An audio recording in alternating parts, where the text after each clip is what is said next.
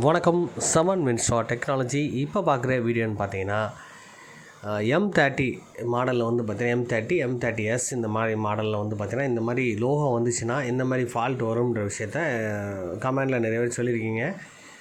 அதே மாதிரி வாட்ஸ்அப்லேயே நிறைய பேர் அனுப்பியிருக்கீங்க. ரொம்ப நன்றி. அதாவது ஒரு ஃபால்ட்டை நம்ம ஃபாலோ பண்ணும்போது எந்த மாதிரி இடங்கள்னால எந்த மாதிரி பிரச்சனை ஆகும் அப்படின்றது செக்ஷனை தெரிஞ்சுக்கிட்டு நம்ம பார்த்தோம்னா ஈஸியாக நம்ம சர்வீஸ் பண்ணலாம். இப்போ வந்து நான் வந்து இந்த ஃபோன் ஆன் பண்ணி பார்க்குறேன். சார்ஜ் போடும்போது நம்ம 0.6501 ஸ்டக் ரீடிங் இந்த மாதிரி எடுத்துச்சு. அதை வச்சு நீங்கள் எல்லாருமே CPU ரேம்ன்ற விஷயத்த சொன்னீங்க. அதுக்கு முன்னாடி நான் வந்து பார்த்திங்கன்னா இந்த ஜஸ்ட்டு சில விஷயங்கள் பண்ணுறேன், அதை நீங்கள் ஃபாலோ பண்ணிக்கோங்க. இப்போ நான் வந்து சார்ஜர் போட்டு ஆன் பட்டன் அமைக்கி பார்க்குறீங்க. பார்க்கும்போது எந்த ரியாக்டுமே இல்லை. இதில் பேட்டரியை ரிமூவ் பண்ணிவிட்டு நான் உங்களுக்கு வந்து ஆன் பட்டனை ப்ரெஸ் பண்ணி காமிக்கிறேன். ஃபோன் ஆன் ஆதா இல்லையான்றது பார்ப்போம். நம்ம எடுத்தோடனே நம்ம வந்து USB ரீடிங்கை வச்சு மட்டும் கன்ஃபார்ம் பண்ணக்கூடாது. இப்போ இந்த ஃபோன் வந்து பார்த்திங்கன்னா ஆன் ஆகுது, ப்ளஸ் உள்ளே போகுது, ஆப்ஷனுக்குள்ளே மெனுக்குள்ளே போதான்றது பார்ப்போம். நம்ம இப்போ சார்ஜ் போட்டு பார்க்கும்போது நம்மளுக்கு வந்து ரீடிங் வந்து கம்மியாகவும் ஸ்டக்காகவும் காமிச்சிச்சு. அதை வச்சு நீங்கள் CPU ரேம்னு சொன்னீங்க. இப்போ இந்த ஃபோன் வந்து பார்த்திங்கன்னா நம்ம சார்ஜரை போட்டு பண்ணும்போது சரியாக ரியாக்ட் ஆகலை. அதை பேட்டரி ரிமூவ் பண்ணிட்டு திரும்ப நெக்ஸ்ட்டு ஃபிக்ஸ் பண்ணும்போது இந்த ஃபோன் வந்து ஆன் ஆகிடுச்சு, உள்ளே போயிடுச்சு, அந்த ஆப்ஷனுக்குள்ளே போயிட்டு. அப்போ இது என்ன எந்த மாதிரி ஃபால்ட் அப்படின்னு சொல்லி பார்க்கும்போது நீங்கள் எல்லோரும் எடுத்தோடனே வந்து CPU ரேம்ன்ற விஷயத்துக்கு போகாமல் மெயினாக நம்ம இந்த ஃபோனை பொறுத்தவரை வந்து பார்த்திங்கன்னா சார்ஜிங் சர்க்யூட்டில் ஷார்ட்டாக இருந்தாலும் இந்த மாதிரி ப்ராப்ளம் ஆகும். இதை கன்ஃபார்ம் பண்ணி காட்டுறேன் பாருங்கள். இப்போ சார்ஜிங் சர்க்யூட்டை ரிமூவ் பண்ணி உங்களுக்கு காமிக்கிறேன். அந்த CC போர்டில் எந்த மாதிரி பிரச்சனை இருக்குன்றது பார்ப்போம். நம்ம அப்போது CPU ட்ராக்கில் வந்து எந்த மாதிரி செக்ஷன்லாம் வேலை செய்யுதுன்றது தெரிஞ்சுக்கிட்டால் மட்டும்தான் இந்த மாதிரி ப்ராப்ளத்தை சால்வ் பண்ண முடியும். அப்போ நம்ம ஸ்டக் ரீடிங் வந்துட்டாலே கண்டிப்பாக CPU தான், ரேம் தான், மெமரி தான்ன்றது விஷயத்துக்கு போகிறதுக்கு முன்னாடி CPU ரேம் மெமரிக்கு வந்து வரக்கூடிய லைன் எந்த செக்ஷனுக்கெலாம் போகும், எந்த மாதிரி ஒர்க் பண்ணும், வேலை செய்ய வைக்கும்ன்றது தெரிஞ்சுக்கணும். இதில் பாருங்கள், தண்ணி பட்டிருக்கு பார்த்திங்கனாலும் தெரியும். இந்த வெள்ளை வழியாக திட்டுத்திட்டாக இருக்குது பார்த்திங்களா, இந்த மாதிரி தண்ணி பட்டிருக்கு. இதே நம்ம வந்து CC போர்ட்லேயும் அந்த கனெக்ட்லேயும் பார்ப்போம். நம்ம உள்ளே வந்து பார்த்திங்கன்னா எல்லா பின்லேயும் உள்ளே தண்ணி பட்டிருக்கு, இந்த மாதிரி தண்ணி அரிச்சிருக்கு. கண்டிப்பாக இந்த மாதிரி ஷார்ட் சர்க்யூட்னால கூட நம்ம வந்து ரீடிங் வந்து ஸ்டக்காகவும் இந்த மாதிரி மாறி மாறி ரீடிங் எடுக்கவும் வாய்ப்பு இருக்குது.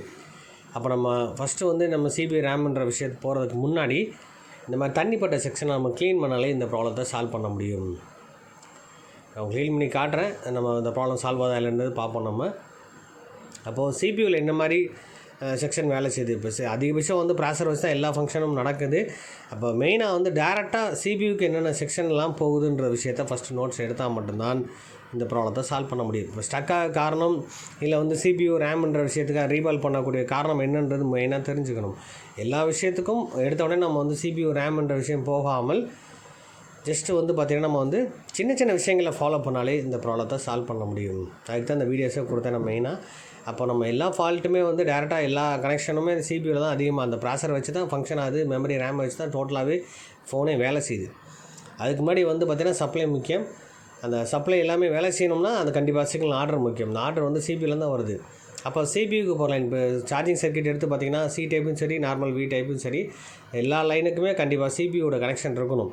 அதாவது எல்லா கனெக்ஷனும் இல்லை. இப்போ V+ லைன், சார்ஜர் ப்ளஸ் லைனும் சரி, மைனஸ் லைனும் சரி, சார்ஜிங் சர்க்யூட்டுக்கும் பவர் சப்ளை செக்ஷனுக்கும் போதும். TP, TM இந்த மாதிரி பூட்டிங் லைனு, CC1, CC2 இந்த மாதிரி C டைப்பில் பின்னர் இருக்கும். இந்த மாதிரி ஒவ்வொரு டைப்பாக பூட்டிங் லைன் இன்புட்டுன்னு சொல்லுவாங்க. அந்த பூட்டிங் லைனு USB ஐடின்னு லைன் இருக்கும். இந்த மாதிரி ஒவ்வொரு சர்க்யூட் அந்த மாதிரி இந்த டிசைனிங் அந்த பேரை மாற்றிட்டு இருப்பாங்க. அந்த லைனோட கனெக்ஷன் எங்கெல்லாம் போகுதுன்னு பார்த்தீங்கன்னா மெயினாக அது CPUக்கெல்லாம் போகுது. அப்போ அந்த லைனில் ஷார்ட் சர்க்யூட் ஆனாலும் கண்டிப்பாக இந்த மாதிரி ப்ராப்ளம் தான் காட்டும்.